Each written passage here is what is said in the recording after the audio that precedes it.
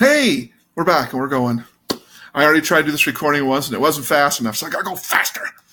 Okay, this is all about me. This is why you should care about me. If you're going to be instructed by somebody, yeah, it's helpful to get a sense for the kind of person that they are and why you should care. Let me go straight to this stuff. Okay. I don't often go by the stuff that I write over here. I expect you to read and listen at the same time, you crazy guys. You might want to do the recordings a couple of times so that you can, one, listen to me, and then two, read the stuff that I'm saying while sticking stuff in your ear so you don't have to listen to me babble on. Okay, the most important thing to know is everybody's got biases. Everybody's going to have their different take on things, and you're going to have to be like in Star Trek. If you guys don't know Star Trek, there's this concept of having your shields up. So they can't get into you and can't destroy you. You know, the Klingons or the Romulans or whoever it is. I always suggest to people to have your shields up, to know that you're going to be given information by people who may have an ulterior motive for the things that they're saying. I certainly have my ulterior motives. Just know that right off. A lot of people think they're objective. These are air quotes, objective. I don't believe in being an objective person. I don't think anybody can be. When they try to do that, they're kind of lying to you. So be careful of that. Common experiences help us connect. That's important, because if you're not connected to this person, why bother even watching the videos? Why bother trying to learn anything from them? Why not just read the book and do stuff like that? You can do college kind of like I did, which was I did it mostly online, at least my master's degree, and I never even paid attention to my instructors. You can do that too. It's okay. I'm not going to say that that's not an option for you. It says, and the most important thing, especially these days, we're seeing so many weird experiences on college campuses where people are getting really weird about not having free speech, about not being able to really handle getting in information from people that you don't essentially ideologically agree with. And I think it's really important that you listen to people that you don't agree with, because that gives you a broader way of looking at life. And you do have to understand that most people have reasons for why they think the way they do. They may not be reasons you agree with, and that's fine, but know that they're there and know that they're people and they have feelings, and they kind of, they're trying to do what they want to do. Okay. So in a kind of an effort to help you know what you're getting into with having me as your instructor, not that you can change your instructors very much at all, and you probably shouldn't, because it's important to have different instructors. So you have different things. Let me tell you a little bit about myself. I was born in the Los Angeles metro area.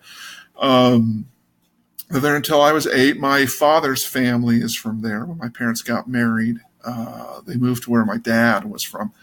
And that worked out great. Got tired of Los Angeles, my dad did. He was working there, and the 3-hour commute every day to work was making him nuts, so he wanted to get out of there. Then we moved back to where my mom was from, which was Clovis, just up the road here from the Eastern New Mexico University campus.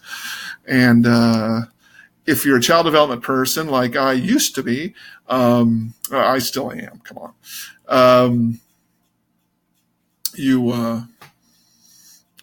you know that these early years are very formative, so you're going to be getting a lot of things out of there. I talk like I'm from California, but I've got a little bit of this Eastern New Mexico, West Texas sort of drawl. Not really, a little bit. My dad got a wonderful promotion when I was about 12, and we moved to Lubbock, and which is the big city, just about an hour and a half away from here, over in Texas. And I did most of my high school in Lubbock. My parents got divorced around that time too, so I'm one of those divorced kids. You can take that however you want to. Then I kind of bounced around. My senior year of high school and the first year of college, I went all over the place. And you can see a little bit of that. I'm a Mormon, so I went on a mission when I was 19 at the time. And I went to Utah. Go figure, man. Go to Mormon Central to go do your mission. Anyway, when I got off of that, I returned here to the Clovis Portales area and worked on education. I decided I wasn't going to bounce around and go to different colleges anymore. I was just going to stick to Eastern, and I did. I got an AA in daycare management, which is basically child development, and then I finished up with a BS in home economics. And there's a long story behind that I'm not going to tell you. And then I started working, and my work was predominantly here in child development, working at daycare centers, stuff like that. Went on to, we moved around a little bit, then we settled in Tucumcari, and we were there for a vast majority of my children's lives. I had 3 kids while we were in Tucumcari. Oh, wait, no. I had 3 kids while I was in college, 1, 2, 3, and I had 3 more while we were in Tucumcari. So that's a total of 6. So I got 6 kids, and you got to know that that's something that warps your mind and makes you a different kind of person, too. So get used to that. Went there for a long time. I went from being kind of a child development, public health sort of a guy, and decided to take up the far more lucrative part of my hobbies, which one of them was electronics and computers. And I became a desktop technical support person, and I did that for a while. The money was okay. It was better. And then I decided to move to the big city of Oklahoma City and make some more money. Very expansive. Got to deal with some very big environments as a computer guy.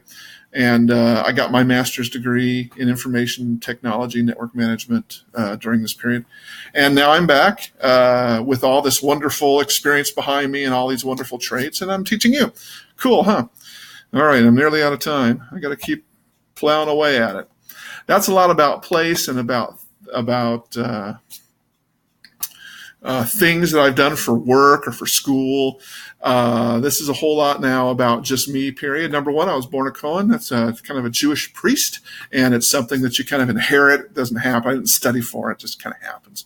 I've been a Mormon most of my life. I'm an autodidact, which means I learn things just kind of on my own. I'm not much of a formal learner, so you're going to have it's going to seem weird to you because I'm not going to refer to the book a ton. I'm a classic libertarian. It doesn't mean I'm the kind of guy that a lot of people become libertarians because they like drugs or stuff like that. I'm not a drug dude. So I do it because I enjoy freedom and liberty, things like that. I'm kind of an anachronism in that I'm really kind of old-fashioned. I use computers for digital research, creation, and publishing. And beyond that, I really don't use technology that much. I'm not infused with it. I'm not a gamer. I'm not those kind of things. I have 6 kids, of course, and I experimented on them. I'll be honest. I had fun. My oldest daughter is probably my most interesting experiment, and I've kind of calmed down, got lazy later, I think, and that's kind of the way it went. I'm a really deep skeptic of authorities. Am I a follower of conspiracy theories? Yeah, sure. Because let me tell you, I don't really trust authorities very much. So, and that's going to come out too. If somebody tells me that something's true, I'm not just going to take it at face value. I'm going to take a look at it a little deeper and see if it really makes sense to me. And, transcendental pragmatism. Don't have any time to get into that, except to say that I'm trying to get to someplace better and become something better, but I'm trying to do it in a very practical way. So if you want to know more about me, here's some things that you can do. Here's some of my websites. I'm not going to take it to them or talk about it particularly. Anyway, that's a little bit about me. First assignment in the class is typically about doing some interchange, and so we can certainly talk about these kinds of things in that interchange. Make sure you interchange a lot with the other students. You got to know about other people that you're going to be having to deal with, at least on a very superficial level. Anyway, now the time's nearly up. And I hope your experience here is going to be fantastic, and that you're going to learn a lot, and that you'll be better as a manager of information systems and the people around information systems. Have a wonderful day.